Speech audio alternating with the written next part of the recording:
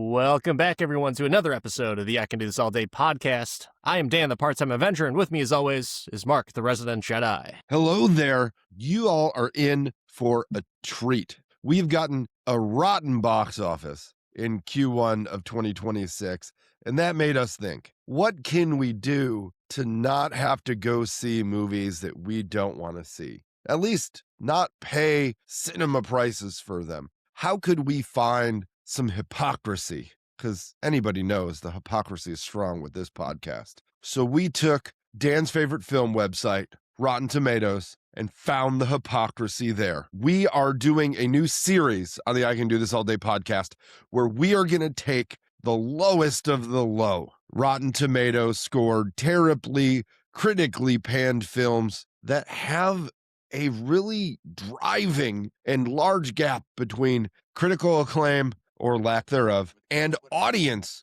reviews to see, is the hypocrisy warranted or these movies just rotten? So why don't you tell us what movie we're going to watch today? Because not only do the movies are, I wouldn't say lackluster, but not exactly up to par for this year so far, and actually for the last few years. But there's been some good ones. But what is the gem that we're going to be reviewing, and what type of hypocrisy are we going to be talking about today? Ask that question again. What movie are we reviewing? Sorry, my speaker's turned off because I don't even think my computer wants to talk about the movie we're starting with today, and that is the 2018... I can't say classic here. 2018 questionable decision that is Gotti. Gotti, with everyone's favorite rub and tug connoisseur, John Travolta. Yes, we're talking about that movie. I totally forgot that movie even existed because I knew it came out. I had heard some stuff about it, nothing very good, but other than that, that's what we're doing today. Mark, can you give me your origin with the star John Travolta? I mean, I think like many others, Travolta came to me in Grease, perhaps. Maybe was the first time I remember seeing a John Travolta. And then he went through that small action movie phase in the 90s, which, brought him back in. But I mean, Travolta's always kind of been on the outside a little bit, at least for me, right? He was Grease Lightning, and then he was Faced Off. And then, then he just rubbed everybody in the face. What about you? What's your John Travolta origin story?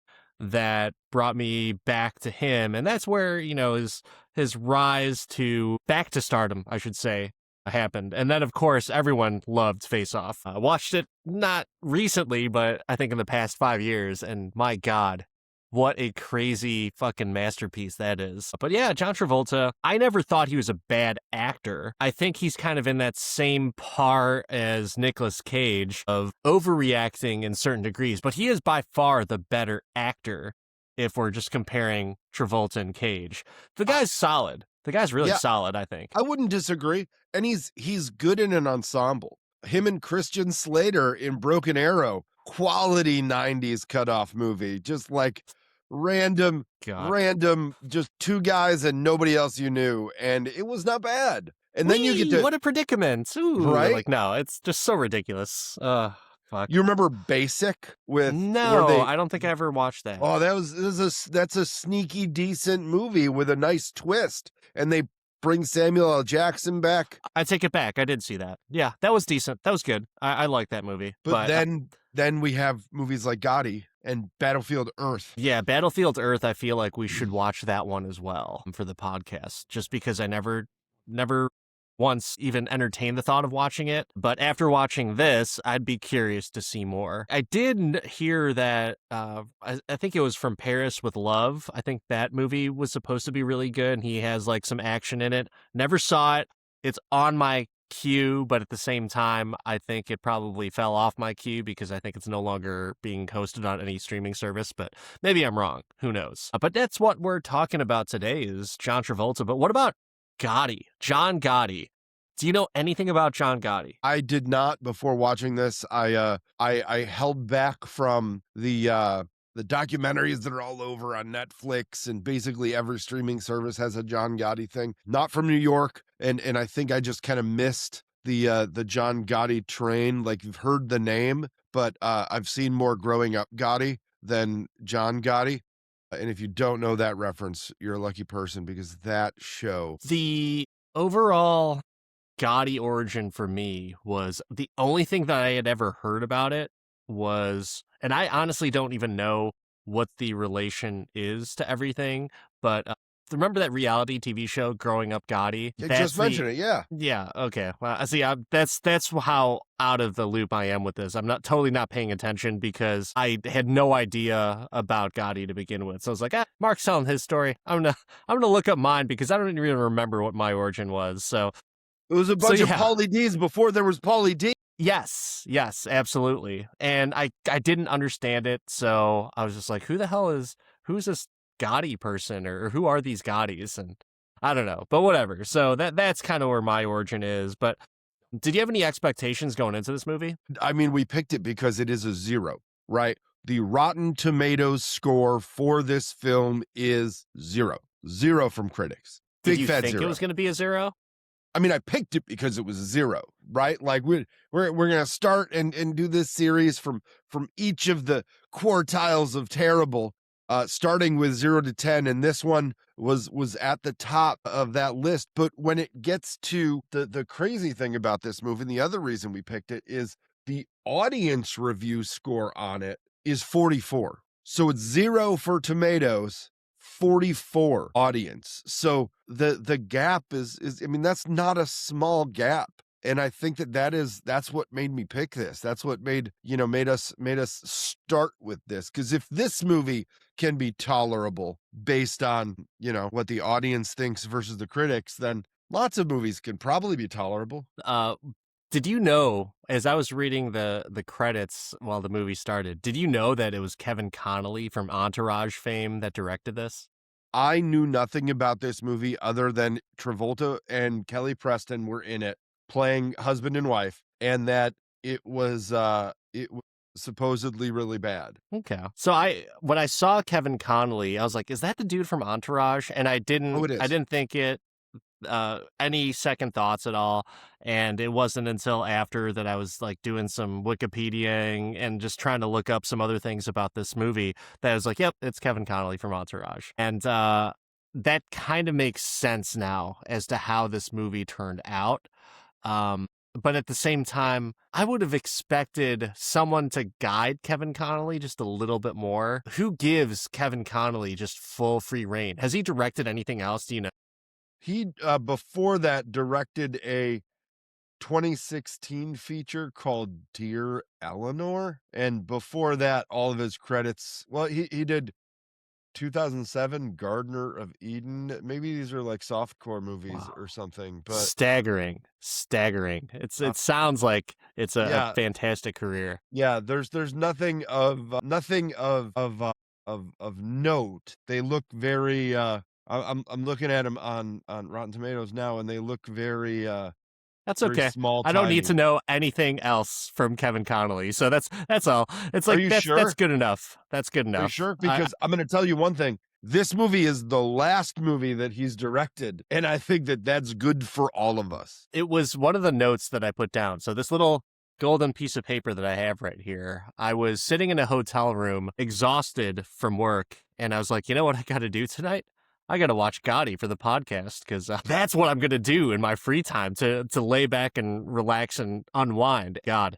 So overall, like this was my expectation going into this is like 0. It must be just like a complete shit show. Like Travolta must have gone full Nick Cage and just like completely railroaded this movie. But that's not the case at all. That is not the case at all. I'm going to give like just an overview. I don't know what this movie was intended to be. I understand, yeah, John Gotti, and apparently he's viewed as a legend to some and pillar of the community. But at the same time, I just felt like this movie itself, I want to be careful because I want to save my critique for the very end when we can ask that always famous question. But it was just all over the place. All over the place. And that's the only thing that I could think of is like, is Kevin Connolly trying to be Quentin Tarantino right now? I think that this movie suffers from delays and just like somebody's really petulant about putting it out. because they went through multiple directors on this. Al Pacino was attached to it at some And point. wait, multiple directors, and then they were like, "Yep, we've got our guy, Kevin Connolly." That's the man. That's the man. They also did a bunch of rewrites, and based on the way this movie watched, it's like everybody turned in a few pages and they just kind of stapled them all together. But there's That a makes lot of sense. hands in the cookie jar on this one, and you've got to think that because of the subject matter and it being someone that was, like a fairly high profile name, that there had to be like a back and forth legal piece to this too. Like I hope there was. Candidly, I did not dig too much into the controversy other than to know that there was a bunch of director changes, there was a bunch of budget challenges, and it got rewritten a bunch of times, and they didn't find anybody good to rewrite it looks like. I don't know if there's any truth to this, but apparently the Gotti family was personally asking for Travolta to play the lead on this. And so I guess, like Travolta didn't do that bad of a job. I actually was perfectly fine with his portrayal of a mobster. And I feel like for him to go into this role, and you kind of see his range a little bit, right? So you play young John Gotti into middle age to dying of cancer in jail John Gotti. So I think, he did just fine in this movie. And although it was very interesting to see, like, I mean, I guess, like, would there be anyone else that you would have recommended to play John Gotti in the lead role?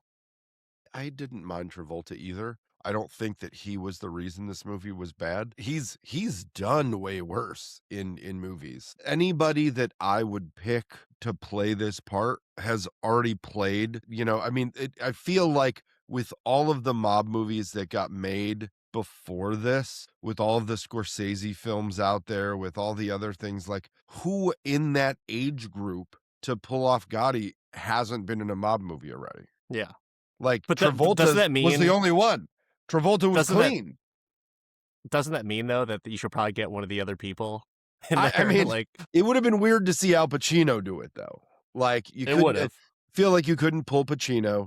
You couldn't pull, anybody from the Scorseses. You couldn't pull De Niro. You couldn't pull Pesci. You couldn't pull. Well, hold on, wait. I'm going to pause right there because apparently Joe Pesci was scheduled to play someone, and he gained like 30 pounds for Angelo, and then he sued the producers for a few million after they did a role switch on him. So There were so many, just like it's like they paid Travolta and Kelly Preston, who, let me take a minute. Kelly Preston was awesome in this. I had no idea it was Kelly Preston, and best mob wife since Lorraine Bracco in a mob movie. Like I was totally fine with her. okay. But everybody else, I'm like, did they just get all of the guys that were not working to do this? I mean, you got Stacy Keach in there. It was kind of nice to see him for a little while. I don't know. I didn't think the acting was bad, honestly. Like the only one that I thought was like questionable was John Jr. and that was pretty much it. Like he wasn't even bad. It was just I think realistic in the sense that like yeah, it seems like he has a little bit of personality, or the actor portraying him, I should say, has a little personality, and he's trying to do the best with his role. But I just think that that wasn't necessarily the best choice. But everything else was fine. I thought the overall acting was okay. I had no problem with it. He was the only downside to that. Yeah, he was a little weak for me. I really do think though, to your point, the acting not the biggest hole in this movie. So what did you think was? The writing was bad. Just like the story did not come together in any coherent manner. There wasn't a backstory. There was just, oh, I want to be the guy. I gotta be the guy, gotta kill the guy. How many times can they say the Nostra thing and just expect people to know? That was I one mean, of my there was just no background, no, it didn't have a start, middle, and end. There wasn't a journey. It was just like a slideshow that you see after a vacation. It's like, this is us doing this. This is us killing this guy. This is how we won. It was bad. And then to make the bad writing even worse, it brought me so much joy to just see how terrible the music tied into the film because I knew somewhere you were watching this and just irking your guts out at it with all of the modern music from multiple years and genres, songs that were not put out in the lifetime of John Gotti. Looking at you, Pitbull. It's just, I was like, Dan has to be hating this so much, and I can't wait to hear him explode at the music. But like the writing's one thing, the music just takes you out of everything. Why was the Shaft theme song in this? That's from a different movie. It was all over the place. So on my little piece of paper and notes and everything, one of the notes, actually my second note, just because the movie was starting off with it, Pitbull music banger. That's all I can say. Honestly, the music itself, the music choices, like if this was like a now that's what I call music 574 CD compilation, this would be a great CD. But of course, it served no purpose for this movie at all. It's like Kevin Connolly plugged his own personal iPod in while they were editing and just like, oh, this one. How much of the budget actually went into that music? Because there's like a lot of good songs in that. You got Duran Duran, you've got Pitbull, the fucking Shaft theme song. Like, it's just all over the place that I was just curious. Like, man, they must have spent a lot of money on this budget. I guess, you know, I'm just trying to have fun with it because I knew it was a 0% Rotten Tomatoes score. But at the same time, like, this has to be somewhat entertaining because I shouldn't say the first 10 minutes was serviceable, but I was okay with like what's going on. But at the same time, going back to my trusty notes, we jump right into it. What the fuck is going on? That's exactly what my note was. And part of that, you talked earlier about the writing. There was a piece of dialogue, and I didn't write everything down, but it's when they tell Gotti to put the hit on the guy, and he's like, I don't understand. And they're like, we want you to take care of whatever the words were, like something to that effect. And then he's like, it would be an honor. So how do you go from I don't understand to like one phrase as to what they're trying to tell you to do, and then all of a sudden you say, it would be an honor? Like, this is such bullshit. Like, I don't understand, and then I'm gonna do it. Okay, let's go kill this guy. Like, I don't know, man. That was my only like really what the fuck moment. But then after that, I was just like, yep, you know what? I'm just along for the ride. After it started doing time jumps and trying to get all like The Witcher on us, I was like, okay, I guess this is what I'm in for. Totally fair comparison, right? It started to lose me when he started talking directly into the camera. I was like, no. I knew that's what that's part of the reason why this was 0%. Because like, it was right off the bat, just like, hi, I'm here. I'm John Travolta. I'm here to tell you that you are in for some shit. Yeah. Enjoy this. I'm Troy McClure. You may remember me from, from such failed movie attempts as Battlefield Earth. But remember, I wasn't in Waterworld. I feel like, you know, when it comes to audience scores and their ranking, I mean, 44 isn't a good score, but that is a pretty big jump from 0 to 44. Overall, I mean, did you think the critics had it wrong?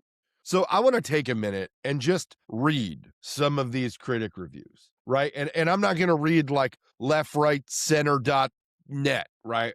Let's start with the major publications. Entertainment Weekly, Chris Nashawati, not a good movie. But the blame can't be laid at the stars Ferragamo's shod feet. He's basically said what we said, that it's not Travolta's fault that this was bad. Everything was bad about it. He was using all these big words. And since I didn't know what they meant, I was going to take it as disrespect. Peter Travers of Rolling Stone said, starring in this mobster biopic that deserves to get whacked is an offer Travolta should have refused. Insane testimonials from Gotti supporters at the end are as close as this shit show will ever get to good reviews. I would say that guy was like just really urging. I think that was like the very early stages of clickbait, right? Like around 2018, because I feel like that quote right there, he was like, "Oh, I'm going to get some fans on this one. Check out this clever writing for this." Like that was he should have wrote for the movie because that sounded All of like what these it was. critics would have been better writers than the writers that worked on this. My favorite one, though, is Brian Tallarico from RogerEbert.com said,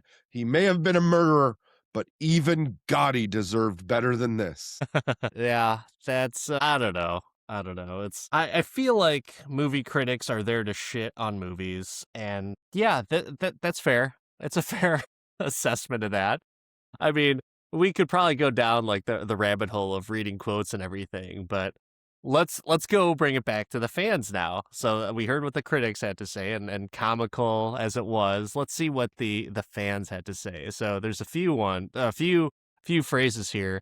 Travolta crushed it. Not as bad as critics say, and entertaining if you like mob stories. So let's unpack that a little bit. Travolta crushed it. Agree or disagree? He didn't crush it. Okay, so disagree. Yeah, no. Fair enough. No, okay. no. Not as bad. Not as bad as critics say. Agree or disagree? I don't think it's an abomination, but Okay. it doesn't deserve to be turned off. So agree. It's not as bad. Okay. Entertaining if you like mob stories. I don't know if it was entertaining. I like mob stories, but the story had no storying. It was more like mob TikTok. Okay. That's I would agree because it was like, okay, Travolta crushed it. I mean, I'll actually agree on that one just because he played a serviceable mob guy. Like, well, okay, if you're saying crushed it by meaning like it's the gold standard, I would disagree. But I thought it was fine. His portrayal was fine. So I'm not going to bash it, but at the same time, I'm not going to say that he's like, oh my God, he was Ray Liotta like in Goodfellas, but not as bad as critics say. I will agree with that because there's movies way worse than this. But at the same time, I also don't agree with Rotten Tomatoes half the time anyways. So entertaining Yeah. if you like mob stories for me, I would probably say if you are just looking for mob stories, yeah, I agree. If you are looking for mob movies, disagree. I'd give you that. I'm so mad at the writers because I feel like Travolta could have nailed this and given a Ray Liotta-esque level performance because he did it in fucking Pulp Fiction. He tried. Honestly, I think he really tried. He was He like did. hoping this was going to be Goodfellas. If the writing was better, like I really, I just needed. I was like, "Where's the helicopter? Let's go!" And we didn't get it till the end when he was already Literal dead. helicopter. Yeah, literal Yeah. helicopters. Okay, so let's talk about some of the other things like while you're watching the movie. So Travolta. All right. I thought that he did all right, but do you think that he carried the movie? I think he was, other than his wife, Kelly Preston, I thought he was the best actor in most scenes. Agreed. Every time, and Agreed. I'll be honest, I don't wanna, shit on anybody specifically, but every time he was in a scene with his son, I thought he was doing community theater. Because That's because his son sucks at acting. That's why the guy who was playing his son really sucks. the guy who was playing his son died after this movie, and I'm pretty sure he it wasn't positive. But yeah, he was not very good, and I feel bad Did about he it. really like? Are you like Joe? He That is actually his died. last movie. He is no longer Okay. with us. R.I.P. Sorry for anyone who is. Yeah. I never liked to. Again, I don't want to like beat up somebody who can't respond and has Yeah. probably gotten beat up a lot for this. It just that took me out of it, and I thought that there just wasn't enough back and forth with any of the real head like mob leaders. Yeah. And that's the part that killed me. Like Travolta did not drag this down. Travolta could have did okay. I don't even think the other people dragged it down. I think it was just like the cohesiveness of a story was the real reason why it was dragged down. Exactly. What story? That's there was nothing there to kind of put everything together. And what about like I don't really know the real John Gotti story, so it's like that doesn't really it didn't sway me one way or the other if he was like as revered as they portrayed him in this movie. Obviously, there's obviously some realism to that because his family had a freaking reality show after the fact. But yeah, I guess I'm just like, I'm just along for the ride. I Yeah. had no negative expectations going into this. As a matter of fact, and you can attest to it, when you talked about this, reviewing this movie on the phone with me, I was like, yeah, let's do it. I'm fine with that. It's not really up our alley, but at the same time, you know what? John Travolta's entertaining, and 0% Rotten Tomatoes. Like we love hypocrisy. It's so strong within this Uh, podcast. So it, that's why I was like, yeah, let's fucking do this. But ooh, yeah, it was an interesting watch, that's for sure. But yeah. is it like go ahead, sorry. No, it definitely is an interesting watch, and I think that when you look at it from just a like, I don't even want to call it was it enjoyable, but was it watchable all the way through? I think that's where the hypocrisy really sticks out because zero is not what this movie deserves, in my opinion. Okay. What about you say you love a bad movie. Is this a movie that's so bad it's good type of thing? I love a bad movie that's cohesive. This movie is bad because it isn't cohesive, and it's hard to watch because there's not a storyline, which I blame firmly on right? This is the director that apparently I don't even know. I have no idea what he was thinking with this. Do you think it would have been better in a different era? Like 90s, like the Ma movies in the 90s, like that was the thing, right? Like would this have been better in the 90s?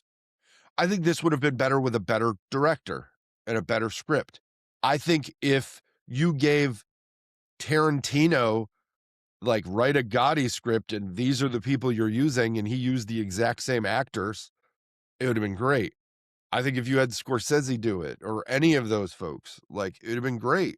I really do think it was I think you could have given this to like so many people, and it would have been good. I just don't know how Kevin Conley got this movie. What about I'm just gonna flat out ask you, is there anything that Martha to you about this movie?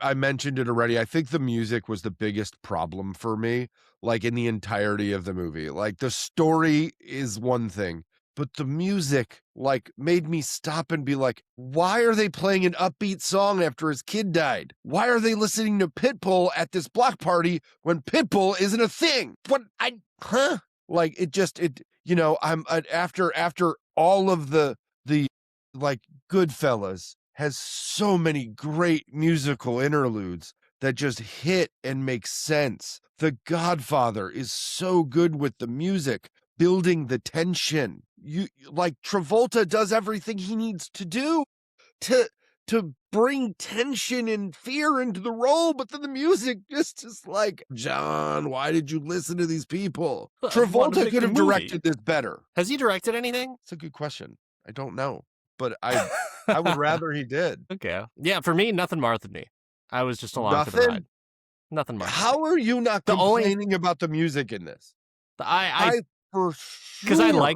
I liked the music. I just knew that this was not a movie. Like I already knew that this was going to be a shit show. I just didn't know how much of a shit show it was going to be. So I was like, I'm trying to find the silver lining. So at least I like the songs that they picked. And I'll just kind of use a comparison. Like when you go back to Suicide Squad with Will Smith, there were songs in there that were just there for the music videos. Like that's like, oh, let's just do a nice MTV movie right now. And like I didn't like the song. That's why I was like, oh my God, this is absolutely stupid. That's for funny. Here, I knew the movie was going to be shit. And so the song choices were like, going back to my notes. Yep. Pitbull music banger. All right, cool. We're in for a ride. And that's what I thought. So no, nothing Martha'd me. I was completely fine with it. The hypocrisy is so strong with you. I'm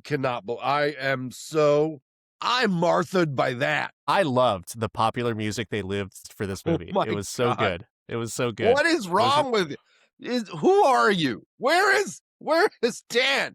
Bring him back. Well, let's bring it back to what we normally do. Is there anything else you want to talk about with this movie? I mean, is it worth? No, there isn't. No, it's not worth it. Well, it's not. If that's the case, there's nothing. If that's the case, there's nothing. The only thing I'll say is no. Go ahead.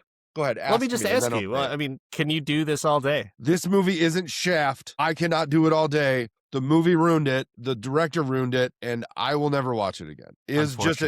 I agree with the critics on this. Now, maybe not a 0, but Do you not a agree with the audience? 44, Okay. not a All right. 44. Maybe we'll take the average of that. 22? Just 22. Okay. I give 22. it a All 22. right. So, Fair but enough. I'm going to ask you the same question because I already feel the hypocrisy rising from this episode.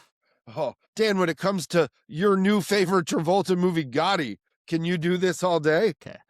So I will say that John Travolta acted well. Not necessarily his best role, but he acted well. The other characters in this movie, with the exception of his son, acted well. Kelly Preston, great. Stacy Keach, serviceable. Um, I just feel like so acting is okay, right? Music, oh my god, great music, great popular music in this movie. I feel like it's at another level, and I was really happy with the song selection. I was puzzled by it, but I was like, yeah, I'm bopping my head along to it. I'm sitting there eating my Publix fruit cup as I'm watching this movie, and I'm enjoying it. But when it comes to the director, Kevin Connolly, I just felt like, how did this happen? But the big thing, and you, like, unfortunately you said this earlier, but because I was saving that particular phrase for this review on it, but this movie seemed like it was a bunch of TikToks put together. That's exactly what it was. It was all little segments. The segments in itself, the scenes, were good. You know, you have some really good gangland style executions. You have some really like heartbreaking moments when his son gets killed, and like his wife is just laying in bed, and he just goes in there. He's like, "You get your shit together.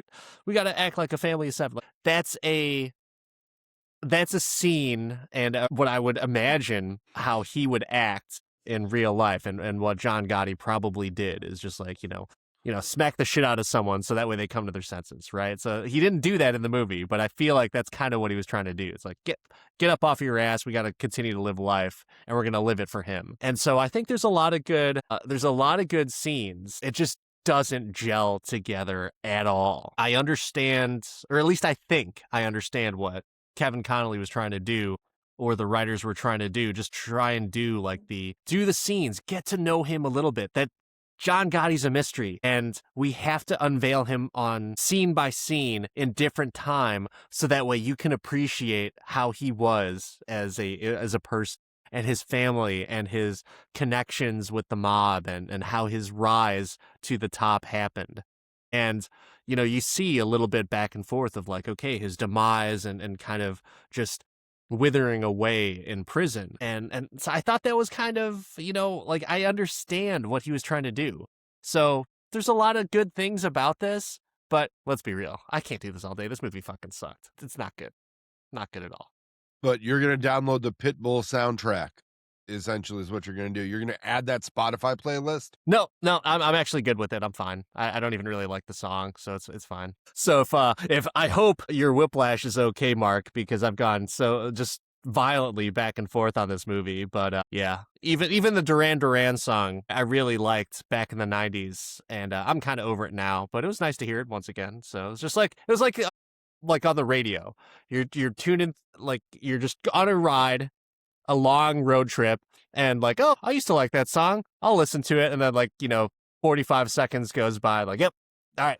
Time to switch it to another one. Now I remember I played out in the 90s, and that's why I haven't listened to it since. But the good music.